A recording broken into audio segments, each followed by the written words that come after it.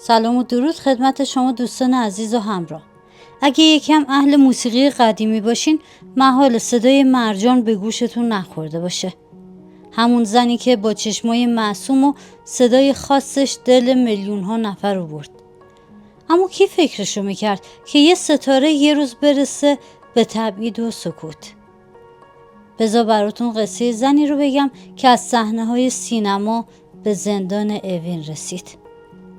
این داستان زندگی مرجانه. مرجان اسم واقعی شهلا صافی ضمیر بود.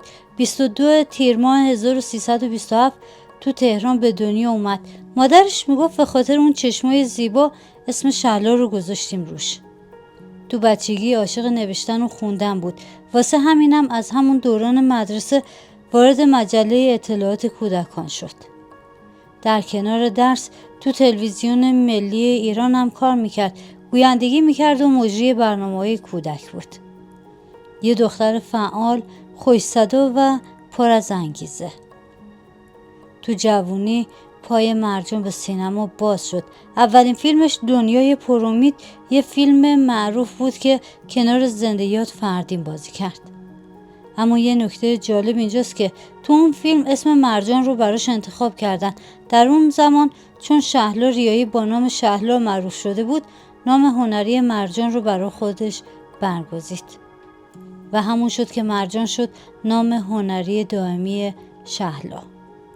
از اون به بعد مرجان یکی از بازیگرای پرکار و محبوب شد. بین سالهای 1345 تا 1352 تو نزدیک به 15 تا فیلم بازی کرد. کنار اسطوره‌ای مثل فردین، ناصر ملک مطیعی، رضا بیک ایمانوردی، ایرج قادری و سعید راد. اما زندگی شخصی مرجانم پر ماجرا بود. سال 1345 با مهدی علی محمدی دوبلور معروف رادیو ازدواج کرد. صاحب دختری به نام پوپک شدن ولی مهدی سختگیر بود. به مرور محدودیت‌هایی برای ادامه بازیگری مرجان گذاشت و این کشمکش‌ها باعث شد که در سال 54 از هم جدا بشن. بعد از طلاق مرجان مسیر جدیدی رو شروع کرد. آشنایی با بابک بیات و پرویز مقصدی براش سرنوشت ساز شد. به تشویق این دو و شاگردی واروژان وارد دنیای موسیقی شد. اولین ترانه‌ای که خوند دودونه بود، آهنگی که با صدای مرجان حسابی گل کرد. رو کاشت با مهربونی پیش هم مثل دودونه. با اجراهای تلویزیونی و صحنه‌ای محبوبیت مرجان در نقش خواننده اوج گرفت. دیگه از سینما رفت چون صدای خاصش کار خودش رو میکرد. بعد از جدایی مرجان با مهدی جرک با اسم واقعی فریدون جرک ازدواج کرد. کارگردان، نویسنده و تهیه کننده سینما. همسر دومش در خیلی از مراحل زندگی همراهش بود.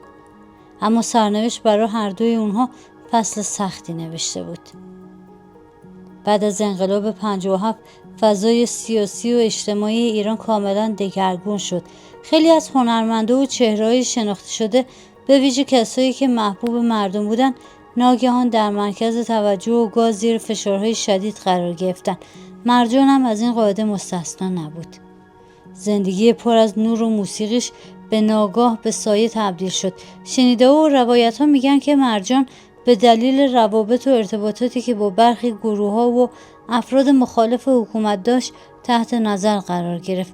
برخی منابع اشاره میکنن که احتمالاً به خاطر حمایت یا همکاری با گروه‌هایی مثل سازمان مجاهدین خلق بازداشت شده بود.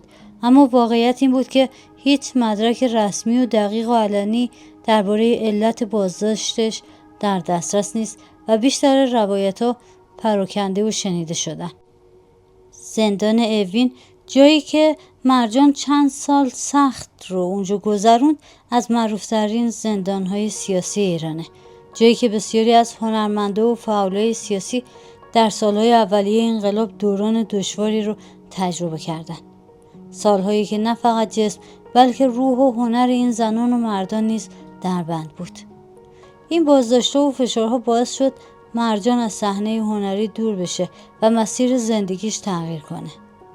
اما همون صدای موندگار و خاطرات به یاد موندنیش تا همیشه در دل مردم ایران باقی موند. بعد از سالها فشار و انزوا بالاخره در سال 2006 موفق شد از ایران خارج بشه و به لس آنجلس رفت. اونجا علاوه بر زندگی شخصی وارد فعالیت‌های سیاسی شد و با سازمان مجاهدین خلق همکاری داشت. این سازمان که مخالف حکومت ایرانه در میان ایرانیان خارج از کشور شناخته شده است. مرجان در مراسم و برنامه‌های شرکت می‌کرد که صدای مخالفان بود، ولی در نهایت تمرکز اصلی زندگیش همچنان موسیقی و خاطرات شنیدنی از صداش بود. مرجان در 17 خرداد 1399 بعد از یه عمل جراحی دچار ایست قلبی شد و برا همیشه رفت. ایشون تو لس آنجلس دفن شدن، جایی دور از وطن، دور از صحنه‌هایی که روی اونها درخشیده بود. و خیلی‌ها هنوز با ترانه‌های دودونه، دل دیوونه، اشک تنهایی یاد اون روزا رو زنده میکنن. مرجان یکی از زنایی بود که زندگیش پر از فراز و فرود بود. از ستاره سینما تا زندانی سیاسی، از صدای محبوب تا مهاجرت و سکوت. اگه با صدای مرجان خاطره دارین برامون بنویسید و اگه از این جور قصه ها خوشتون میاد سابسکرایب یادتون نره که با هم بریم سراغ چهره‌های دیگه‌ای که کمتر دربارشون شنیدین.